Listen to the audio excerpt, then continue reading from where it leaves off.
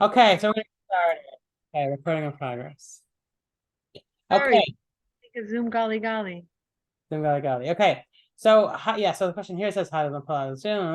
Okay, so basically, how do we keep or remain optimistic when the going gets tough? Okay, is like having hope or optimism? Is it like kind of false lead? Is it something that like, oh, you're not being realistic, you're just kind of being um in a cloud, or you're not really, you may be understanding. What's the idea of being of like staying optimistic through whatever situation you are in? Is that possible? Is that a good thing? um is it, just all different dimensions of it? I don't have anything to say. Like, for example, the Jews have been what's it called, expecting Mashiach for so many years, for 2,000 years, and we have complete faith that he's coming imminently. And maybe people say, oh, why are you still waiting for Mashiach? It doesn't make any sense. How can we, it didn't come, till now. Why do you think he's going to come? So is maintaining such beliefs, is that the right thing, or is it just kind of having your head in the sand or something? And we notice sometimes, but especially with the Jewish people, that when they're like, they're put to the sword, they're put to the knife point, all of a sudden, they have this great belief in Hashem, or they believe that they're going to be saved, up to the last moment. Is that a false, optimism, or is it something that we're supposed to do? What do you have to say about that? Anything? The Jews in the concentration camps, it was known that they sang the Ani Mamin, that I believe with complete faith of having a Mashiach, as they were going to the gas chambers. There's so many different stories, the people who were put on the what's it called? The they were put to burn the auto da fe, is that what's called? In Spain, for being Jewish, for like practicing Judaism when it was illegal, and they're going to be burnt to the stake. They also, had the complete faith and would say the words of the Shema. So why is this, and how is this, and is this the right thing to do? The Rebbe was known as a very firm believer in Mashiach, and he it wasn't like, oh, he was just an optimistic, smiley person, because he was educated, he was intellectual. He didn't, know so much. Not just that, he also had experiences. He had experiences of World War I, of World War II, and he still, it did not shake his faith. And he also just brought this whole idea of Mashiach to the world. That, for many years, people were kind of like hide it, or didn't feel comfortable with it, or didn't really understand it. And the Rebbe was really the one, like, used to be. I remember when I was in school, like I was not in Chabad school when I was younger, and they would like equate the Chabad people with Mashiach. Like anyone say there's Mashiach, they'd all look at me, like, oh, sorry, what do you have to say, like that. Really? They just looked at it as like a Chabad thing. Now everybody talks about Mashiach. So is such beliefs, is it like, is it just kind of like fantasies, or is this something reasonable and realistic? What's it all about, and how should we think? That's what I'm kind of discussed today. Okay, so today we are in the 3 weeks. The period of the 3 weeks is the beginning of the morning, leading up to the morning of the Beis Hamikdash, leading up to it's the 3 weeks before the 9th of Av. And what happened on the 9th of Av? So text number 1 has the different things that happened on the 9th of Av. So, Sylvia. See, I'm calling everyone Sylvia when I want someone to read. Batya? Yeah, Batya. Okay, that's me. All right. 35 years later, survivor of the No, you text 1. Oh, that was the easy one. That's why I gave it to you. That's why you shouldn't give it to me. On the 9th of Av, it was decreed that our ancestors would not enter Israel. 2, the first Beit Hamikdash was destroyed. 3, the second Beit Hamikdash was destroyed. Beitar was captured. Jerusalem was plowed over. Thus, when the month of Av enters, we decrease in joy. Mm-hmm. We're sad. The first and the second Beit HaMikdash were destroyed on Tisha Same B'Av. day. Yes, On the yes, same day. yes. So first of all is the first thing, it was the Peter answers not enter Israel. That is the story of the spies that we spoke about a few weeks ago. That the ones who are left, the men who left Egypt, did not enter the land. That's why we wandered in the desert for 40 years. In 420 BCE, the Beis Hamikdash was destroyed, the one that was built by King Solomon, by King Shlomo. It was destroyed by the Babylonians.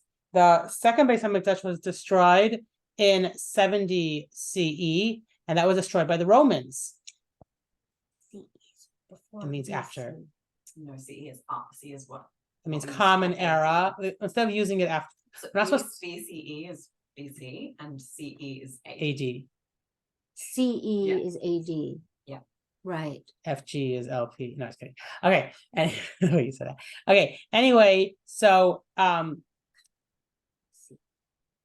we don't want to relate to it to a So other religion. Yeah. Hi, sorry I'm late. Hi, Eileen. I lost track of time. My husband's cousin is here from Israel and Oh, wow. Nice. I Okay. was preparing dinner. 1 minute it was 7:10 and the next minute it's 7:47. I'm sorry. No worries. Okay. Anyway, what else happened? The Romans plowed the ruins of Jerusalem just so that shouldn't be any like remnants of the temple. So even after the temple was destroyed, we want to make sure that there's nothing, that nothing remains. Obviously, the Jews found, we're still finding archaeologists. Yes, that of things that have to do with that. Yes. And also it doesn't say all the same things up here. Okay, fine.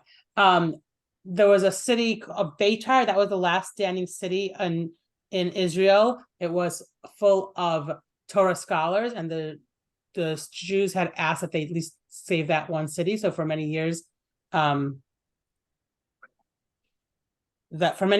stayed like complete. That stayed as a city, and that was also destroyed, months later on the 9th of Av. Is there a modern city, Beitar? I think so. You mean now? Yeah, I think Yeah. so. Yeah, I think so. So many different things happened all what day on the 9th of Av, the day that we mourn the temple, but it's not just the temple that we're mourning, it's so many other things. Some people say that also the expulsion of the Jews from Spain in 1492 also happened on the 9th of Av. Some people, and also that the Warsaw Ghetto was the deportations started on the 9th of Av. No kidding. Yes, and so it was just many sad things that happened during this time. So why should we be joyful or optimistic in this month, especially at the end of the mission? It says here, when Av enters, we decrease in joy. So it seems like it's a time that we should have no hope. And after we discussed, should Jews have hope? Should Jews, be optimistic, through different things? Okay.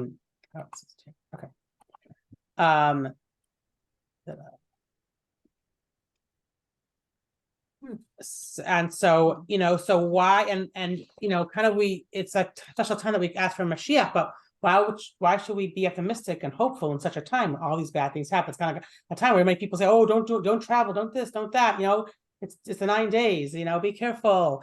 So why would we think that something good is going to happen? That's why I'm saying that. Well, I Okay, think the night so is a lucky number. what's I always play 9. Oh, So what's interesting is, let's read text number 2. This is just a reflection of Elie Wiesel, and let's see if it's optimistic or pessimistic. Oh, hi, Malka. Sylvia. Hi. Must be coming in. Sorry. Okay, I'm gonna read it. Yeah. Yeah. 35 years later, a survivor of the Holocaust revisits Auschwitz and other Oh, Nazi sorry, guys. death Once camps. again. I forgot to put the wording on. Okay. What memorial, he wonders, can do justice to 6 million Jewish martyrs? We can only listen to their tragic silence. On the eve of Tisha B'Av, the day commemorating the destruction of the temple in Jerusalem, we went to Warsaw's only remaining synagogue on Nozick Street. We were welcomed by a dozen congregants, including 2 American rabbis. The service was held in a small, dilapidated side room since the main synagogue was being repaired. Following custom, we turned the benches upside down and by flickering candlelight began to recite the Eicha, the Lamentations of Jeremiah. How doth the city sit solitary that was full of people? As I read aloud the prophet's evocation of a desolate Jerusalem, I stole a look at the Jewish community of Warsaw, a few retired old people, haggard and worn out, and I was struck by the incongruity of the situation. The text was referring to Jerusalem, but it applied to Warsaw, to Jewish Warsaw. What is left of Warsaw? Its Talmudic schools, its cultural clubs, its Hasidic centers, its political groups, its sages, and its princes. A small Jewish theater nearby, a few offices, a Yiddish weekly, and a few meager candles down which wax drips like tears of agony. The Jews of Warsaw are no longer in Warsaw. They are in Treblinka, 2 hours away. Still hard on now, Jim. It continues, I think. Sorry. The Jews of Warsaw are beneath the stones of Treblinka. They are the stones of Treblinka. There they stand at attention, silently accusing, and there is nothing left to say. Another Kaddish and another one. How many prayers can one say for an entire world? How many candles must one light for mankind so as not to betray ourselves by betraying the dead? We can only open ourselves to their silenced memories and listen. So this is, I guess, what Elie Wiesel, his reflections after he visited Warsaw 35 years only after the Holocaust. And it does not sound optimistic at all, right? I mean, it's just saying how terrible, how like just there's nothing left. There's no Jewish life left in a place that was teeming and filled with Jews. So he writes a very bleak outlook and very pessimistic and a way sad, of what happened, there's nothing left there. And, we can look at it that way. On the other hand, if we look at it in the bigger picture, the way, we're trying to discuss this class, should we be optimistic? Should we look at things with hope and that there's growth and there's good and stuff like that? Then let's look at Warsaw now or Poland now. This is now 75, 85 years later. I don't know, however it is. I'm not doing my math, but there's lots of Jewish centers in Poland. There's 5 Chabads in Poland. There's kosher restaurants. There's Jewish schools. There's so much more, and not just in Poland, but in other Eastern European cities that were decimated by the Holocaust. There are lots of big Jewish growth. In Germany and Austria. I think my niece just moved to, let's see, past year what she moved to, one of those countries. It's Hungary or Slovakia or somewhere. I think what she was. Anyway, but either way, these places where we all thought were like just gone. I mean, I remember growing up and thinking, oh my God, who will ever move back to Eastern Europe? Today there are a lot of Jewish life there. I mean, why are they moving? Is it a different generation? It's different. It's a lot of different things. I mean, I know sometimes it's Israelis moving there, Russians moving there. Sometimes it's just people who were there and kind of hiding or kind of keeping themselves really, really low key. I mean, I had a few years ago, I had a family that had come from Hungary. Their kids were not in Hebrew school, so their kids maybe now are in their early 20s, but like they were so basically the grandma of these kids, like, she survived the war and then she just laid really low, they never left. Someone did that. And then her daughter married, unfortunately, a non-Jew, but her kids are still Jewish. And so then they emigrated here to America. And so he lived there. There are Jews that are coming out of the woodwork, you know what I'm saying? And more people moving there, whatever it is. But either way, here, whatever many years ago, you would look at a place like Poland or some of these Eastern European countries, oh my God, there's no chance that Jews will ever live here again. There's no chance there'll be Jewish life here again. Germany has tons of Jews now. There's the whole the Ronald Perlman School for in Austria. There's like there's so many different things. So so you may have looked at it then and say, oh, terrible. I'm here. Elie Wiesel writes this whole like sad and pessimistic view of it. But on the other hand, look, there is revival, there is growth, there is light that you see after this great darkness. And so during the Holocaust, people thought that's the end of Jewry, or that's the end of Jewry in Europe. but look, you never know. Look, there is so much growth now, and there's so much different, so much different now than it was then. So we see that life does turn around. Because the question is, when you're going through that dark, when you're going through that bad, the bad part, when it looks like everything's dead and empty, how do we remain optimistic? Because, in a way, we all do know that life does turn around, right? Or history, right, shows that, there's ups and downs. Can I just ask, the Rebbe had a major influence, I'm sure, on people of Chabad to just bring Jews in from anywhere. I mean, there's a Chabad, I think in Siberia or something like that. So I think it was their doing. They had a definitely the Rebbe's vision, and his father, he started by his father-in-law, that the previous Rebbe, that Jews should be, there should be service wherever they are. We need to find all the Jews and bring them close to Judaism. If they're out in some corner of the world, have no Jewish infrastructure there, they're just gonna be lost so even for one Jew, it's worth to, do what you can to save, any Jewish soul. Okay. So this week, why are we talking about this? This week we read actually two parshas again, and they're really long. But this one of them is called Masei, which means journeys or travels, and it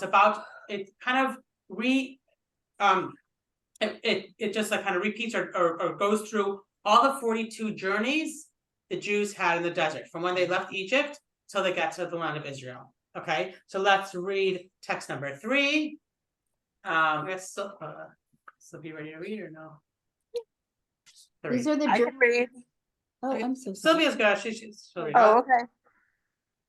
These are the journeys of the children of Israel who left Egypt in their legions under the charge of Moses and Aaron. Okay, so what's interesting is what does it mean 42 journeys? What do it mean to have 42 journeys? Basically, they traveled and rested, traveled and rested, 42 intervals.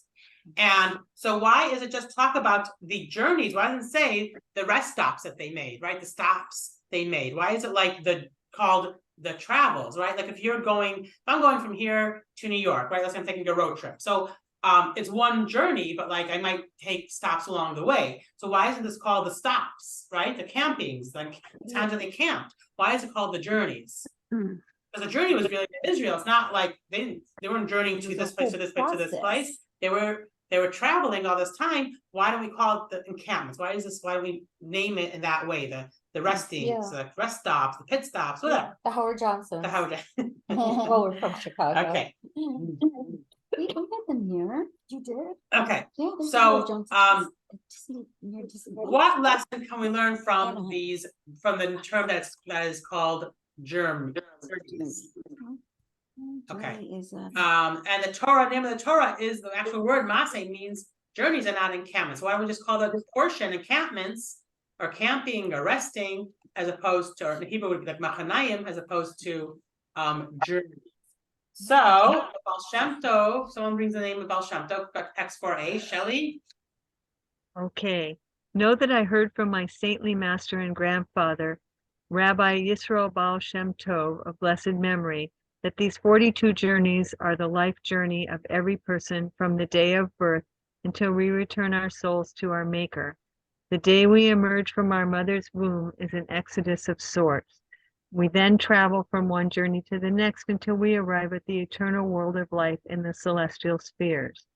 These journeys were certainly delineated in the Torah to teach us the proper path, so that we would know the path that we must tread all our lives from one journey to the next, and know that each journey is holy and pure. Okay, so it's not just a physical journey, but we learn from this that all of us, we all have a journey of life. We all have different stops or different journeys along the way of our life. And you can think about this. And to go into this more, to kind of like go into this idea even more, we're going to read in 4b. Eileen, I'll have you read this one. This really actually explains some of the journeys. They departed Birot Hatava, the burial place of the lusters. This means that they buried their appeal for luxuries and lust and moved to a holier state of mind. They settled in Chazerot courtyards. They perceived the world as merely a courtyard in which Torah must be studied and good deeds must be performed in preparation for the world to come. As our sages taught, the world is like an anteroom. Prepare yourself in the anteroom so that you may not enter the banquet, so that you may enter the banquet hall. They departed Hareda, fear and trembling, and settled in Machalot, unity. If we are unified and at peace with each other, no harm can befall us. They departed fear and trembling because they were settled in unity. They departed Machalot, unity, and settled in Tachat, a lowly sphere. When they departed from unity, they had to settle in a lowly sphere. They remained there until they changed their ways and eventually settled in mitzka, sweetness, and yatvata, goodness. Okay, so all these different places that where they were in the desert were kind of like symbolized different types of character traits. So for example, Kibbutz Hataiva, which literally means the like the graves of the lusters, because that is where they lusted the slug. Remember, they wanted to have that they wanted meat, they had quail. God sent this quail, and then so that place was called like the place, like the burial place of the lusters, like of the desires, because like they desired so much to have something good, you know, it wasn't enough that they had the mun, they had something better than that. And so they kind of like lost themselves. They got, you know, they got buried by that desire that they had. And so it kind of like, but in the spiritual significance, they buried their desires. Like, hey, I'm not gonna have all these like lowly physical desires. And then they went to the next. But in each place, the Hebrew word, the explanation could be, as we read, could be explained as something, a different type of character trait that they refined as they moved down in the desert. So basically the whole time they're in the desert, they weren't just walking or traveling, but their whole life was on a journey. Their soul was on a journey, and they're becoming better and better, and improving their themselves.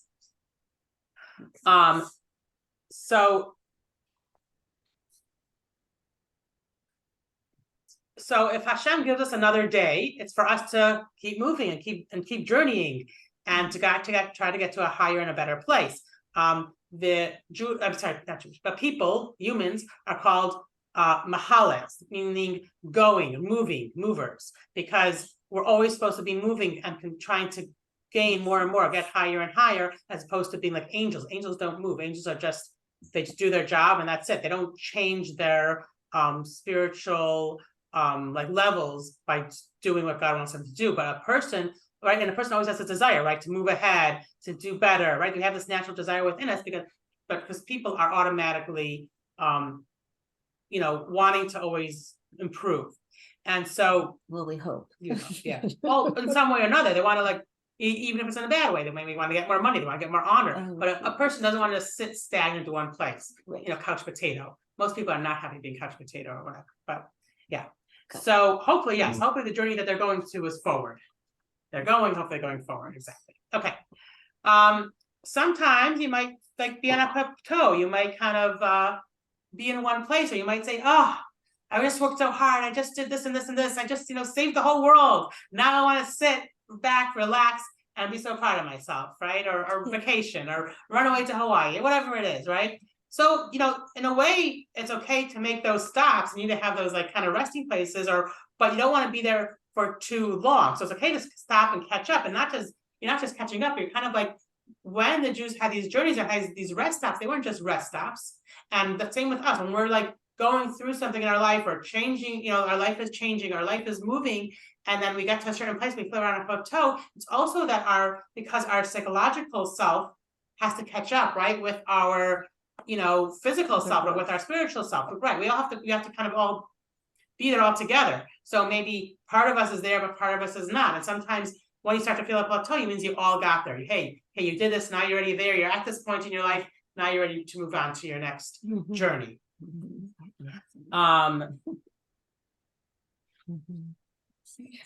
So like my sister who's obsessive about working out, physically, but she hasn't developed spiritually?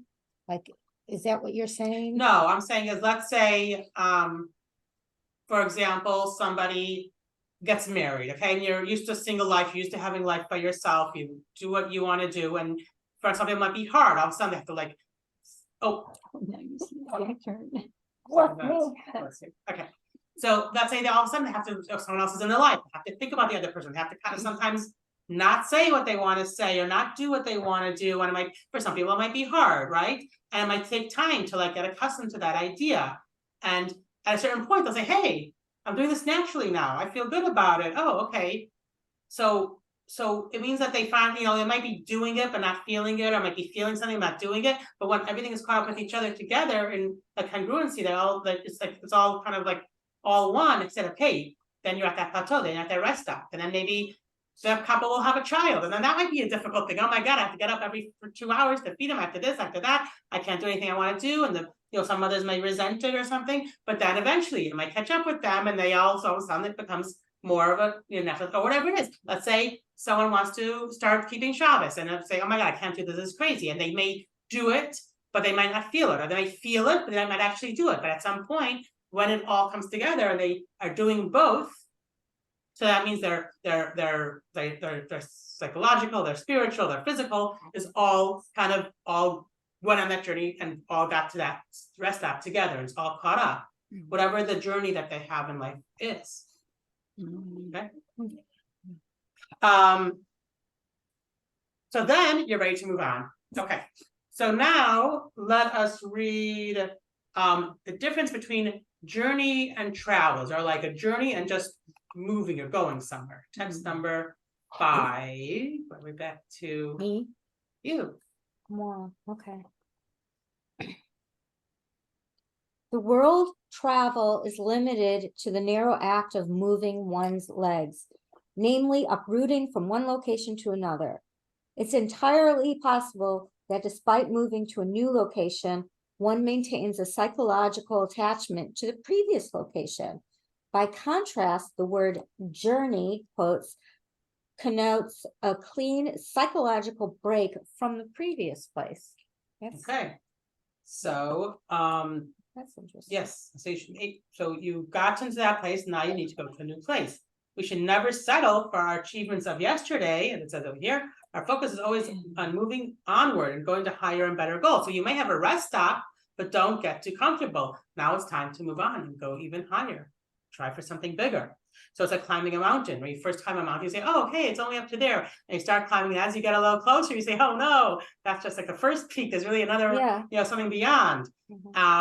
And you just have to go higher and higher. You think that, oh, this is all I can do, but then you get more. So I actually, I was speaking to my nephew, Miril's son. He's like 7 years old, and their school has a program where they learn different parts of different Jewish texts by heart, and then you get tested on it, and they, for every certain amount of points, they get money to buy Jewish books, like holy book, you know, Sfarim.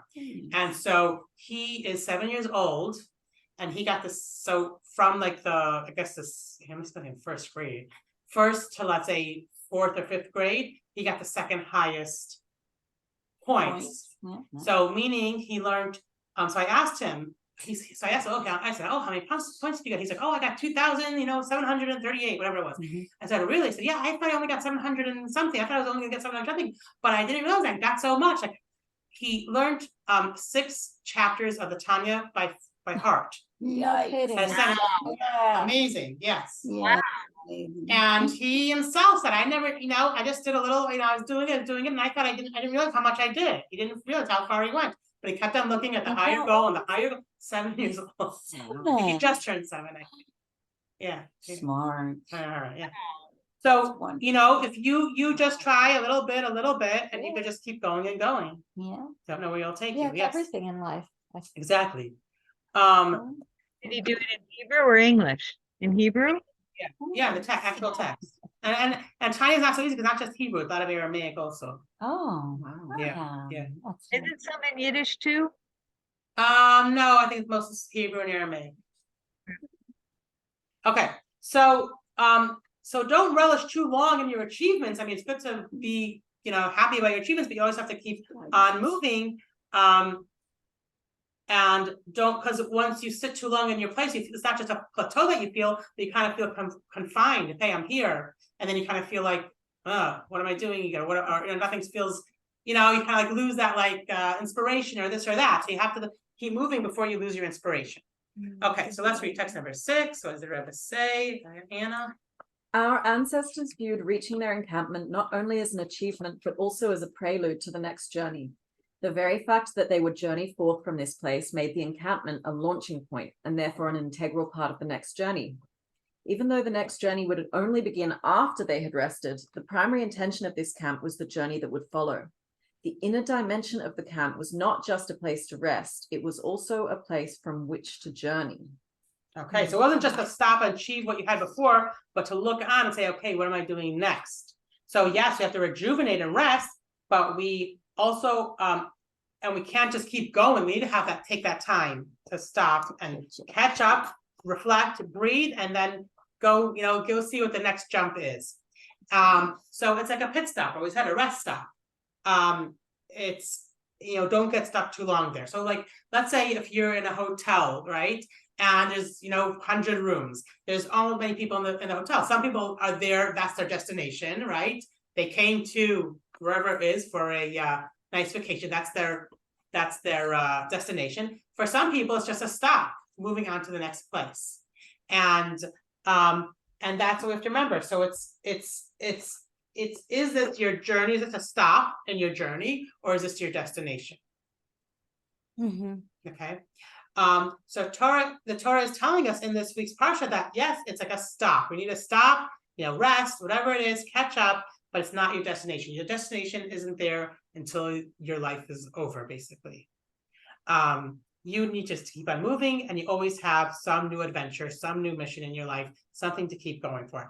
And that's why the Torah portion is not called encampments or rest stops or stops, because they're just stops. They're not the destination. It's called journeys because you're still moving. You're still going on. You're still going to the next place. It's just a place to take a breather. So if you do a road trip and you stop off at many scenic routes, is that's a journey? That's your journey to the destination. But that's just an allegory for what we're really talking about our life. Our life is a journey from when we're born till we pass away. We always have something that we are heading for. Something Hashem has in store for us, something that we are going to grow from and gain higher spiritual heights.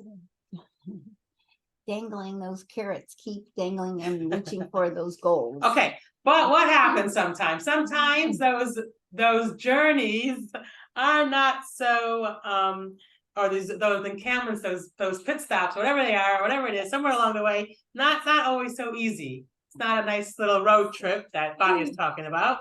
But let's say life throws you lemons, right? Let's say life throws you all kind of crazy things. Or what if we falter? What if we kind of fall off the wagon, fall off the journey? Hey, I want to go see that something over there, and you forget that you're on your way to somewhere, right? Someone has a falter in their Judaism. Maybe they didn't do something they were supposed to do, or maybe just life circumstances is putting us down and making it really, really hard to move on. Whatever someone may be going through, God forbid, a sickness or a tragedy or major financial issues, whatever. I mean, everyone here has struggles, everyone here has issues, everyone has gone through some crazy thing in their life or another or more. And sometimes those feel like forced stops, like someone's throwing a boulder on you and saying, hey, you're stuck, you're not moving anywhere. So what do we do then? Or what's that all about? How do we include that? How does this work into this whole idea of moving forward and moving on in our journeys?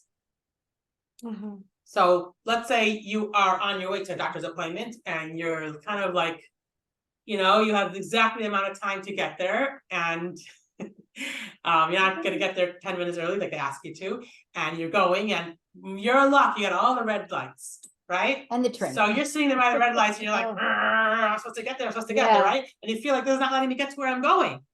I need to get to the doctor's appointment. I'm not supposed to be stopping at red lights. Why is this happening to me? But on the other hand, the red light, we know that it's there to keep the road safe. right? So no one gets into accidents. And not just that, but let's say you ever drive like an hour straight on the freeway and you're like tired, your feet get tired, your eyes get tired, your arms get tired.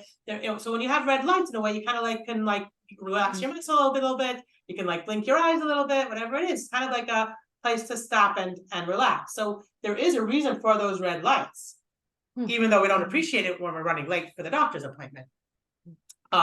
And that's what those challenges are. Sometimes Hashem gives us challenges and say, hey, what is this? Why is he giving us this? I can't get to where I want to get to. I can't accomplish what I'm supposed to be accomplishing. Why can't I just do what I need to do without having this medical issue, without having the other issue, without having, whatever things are being thrown in my face that I don't want to be thrown into my face. So Hashem gives us these challenges and they seem to make our life stop. And it seems like there's no purpose in them. But really, they help us grow, but in a different manner. It does do something to us, and it is there for a purpose, just like those red lights are there for a purpose, even though we don't want them at that moment. They're there for a reason, and we are going to gain something from it. There is something good in it.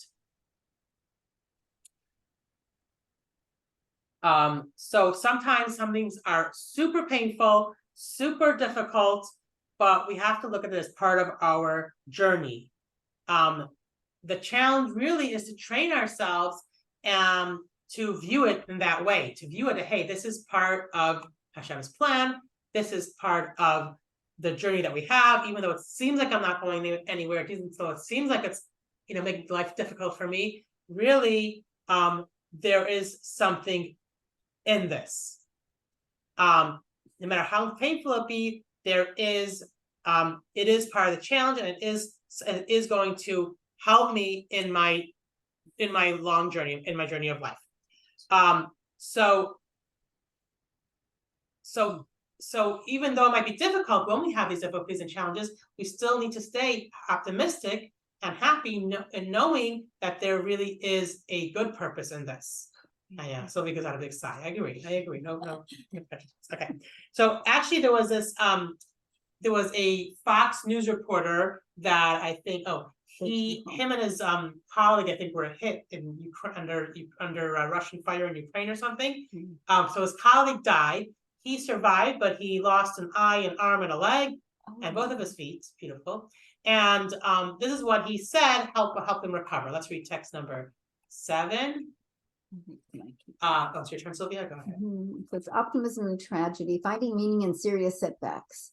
I think it is really important when you're feeling low, and there were many times that I was really at the bottom. You have to know that there is good on the other side, that if you work hard and if you dedicate yourself to getting somewhere and don't stop trying to achieve that, you will get there. No matter how painful something is, no matter how hard it is, if you really want to and you have the support to do it, you can get there. Never give up, never assume it's all over. I remember from the very day this happened, remembering and thinking that we'll get back. I remember lying there when it happened in the middle of nowhere, very badly injured, and thinking, I am going home no matter what. I will crawl if I have to. And I thought that way throughout, and that thought is what got me here. So for anyone else who is going through really difficult things, keep going, never give up. It's inside of you, and there's always good on the other side.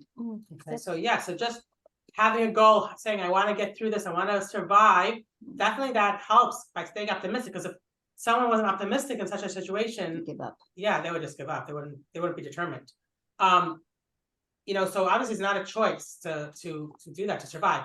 There's also a famous psychologist who went through the camps and he was a psychologist before, but then going through the camp, psychiatrist probably, going through the camps, he the concentration camps, he realized much more, and then afterwards he wrote a book called Life's Man's Search for Meaning, Viktor Frankl.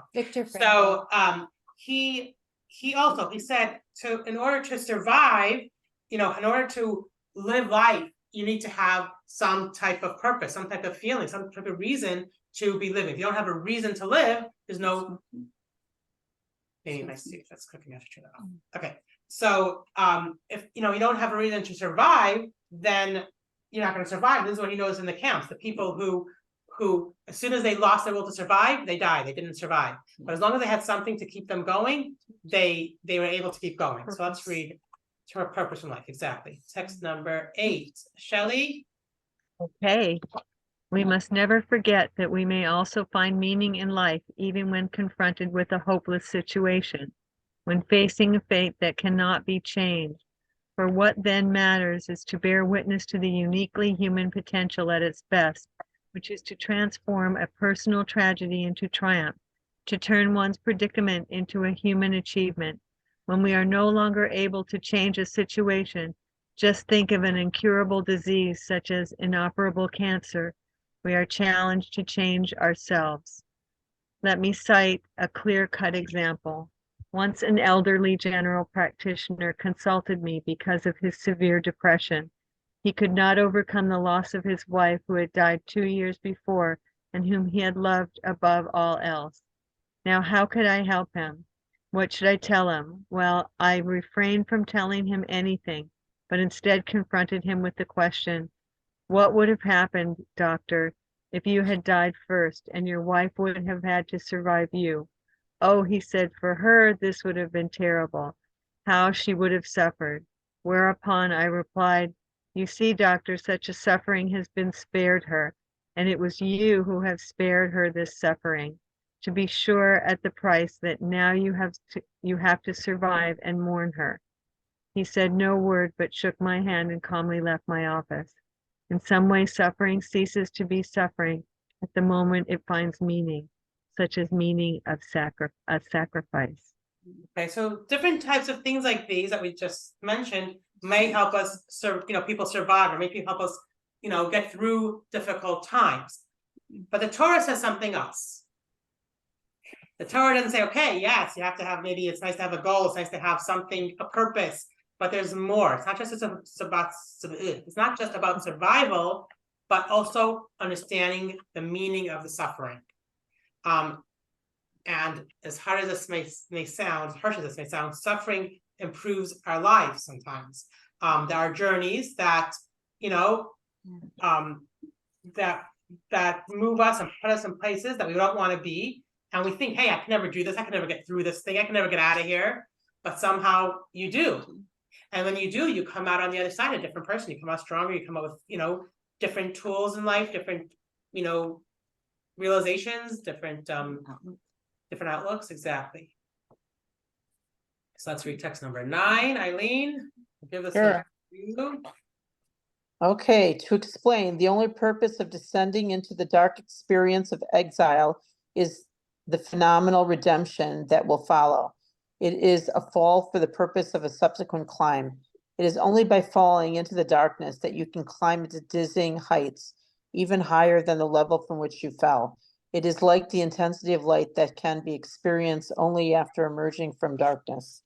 So if we just give the example of Viktor Frankl himself, because he went through the experience of the Holocaust, he was able to see all these things firsthand and experience himself what it was like. Was he able to write this book and help so many other people, after him? So he never would have been able to contribute all of this to the world without that he went through. And other people like that too, that have gone through difficult things, but then they're able to share it with the world, and they're able to share their experiences, or able to, some breakthrough in medicine because of something was so personal to someone or something like that, how much it changed. So the goal is to come out better on the other side, to come out, obviously a better person, and something that you can share, or whatever it is, or have gained through that suffering. How do you do that?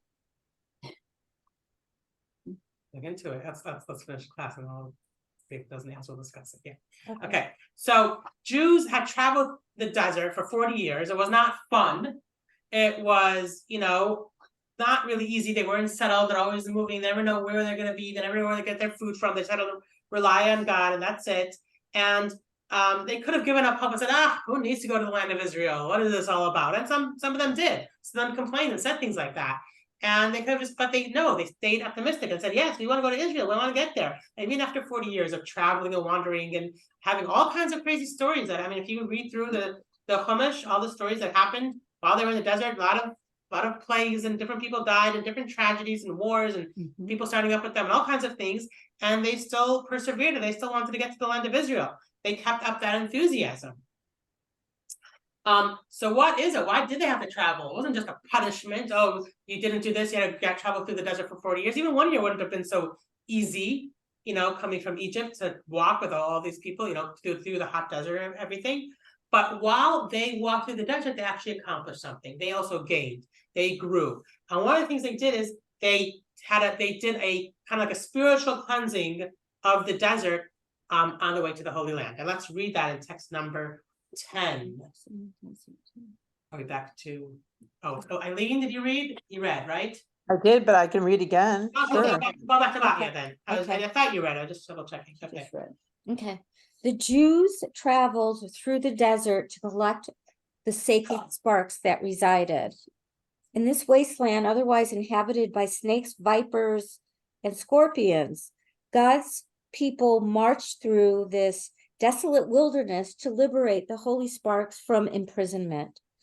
This is why our ancestors settled in one place for a year and another place for 12 hours. Each was according to the number of sparks they had to collect. No other group could have accomplished this. Only the perfect combination of sanctity comprised of what? Comprised of Hashem, the Jews, and the Torah. Indeed, they collected a magnificent assortment of sparks. So it wasn't just about going to the land of Israel, it was about collecting or refining or finding the divine sparks hidden throughout the desert.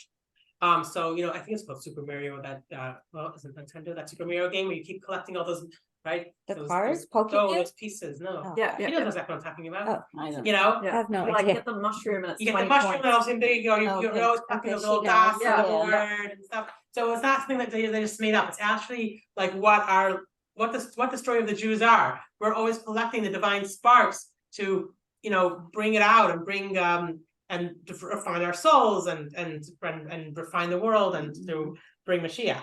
So anyway, so that's what they were doing. They were sitting and collecting those sparks all the way through the desert, and this helped refine the world. This helped refine their souls themselves. And now, then they would go to come to enter the land of Israel. They would enter on a whole different plane. They were on a whole different spiritual place than if they would have just gotten like the magic carpet ride, direct, straight there. So it wasn't just that Hashem just gave them the gift of him giving the land of Israel, but they actually worked at it. They worked and they toiled, and now they received this great reward, and was something that they actually coveted, as opposed to just like getting a free handout. So although all these challenges in our lives, sometimes they're kind of they're difficult or overwhelming, but if we think about it and we know that there's a purpose to them, we know that it's helping us refine our souls and changing us as people in a good way, it should help us to keep on going, and to not just keep on going, but remain optimistic. Because if we realize, hey, this is we need to think, why is this happening to us? Why are we having all the suffering? Instead of saying, oh, why, Hashem, why are you doing this to me? But more like, why? What do I have to learn from this situation? What do I have to learn from what I'm going through at this moment? How can I grow from this? And if you look at it in that type of way, then you find the diamonds in the rough. Not always do we find the diamonds, but we try. It's like, I know many years ago, a long time ago, when I was like 18, I actually broke my ankle.